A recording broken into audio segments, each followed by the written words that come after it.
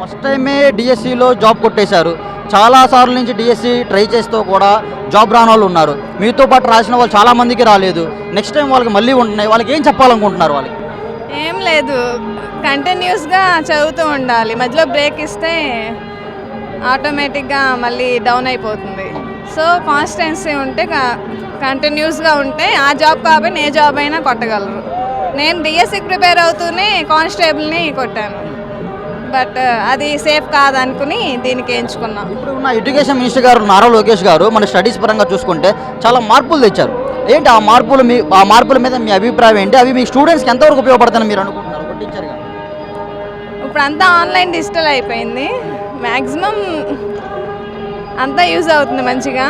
Online క్లాసెస్లో డిజిటల్గా వాళ్ళకి ఎక్కువ ఇంట్లో కూడా టీవీలు ఫోన్లని వాళ్ళు ఎక్కువ అట్రాక్ట్ అవుతున్నారు కాబట్టి మన ఎడ్యుకేషన్ కూడా అటువైపే ఉంటే వాళ్ళు కొంచెం ఇంట్రెస్ట్ చూపించగలుగుతారు.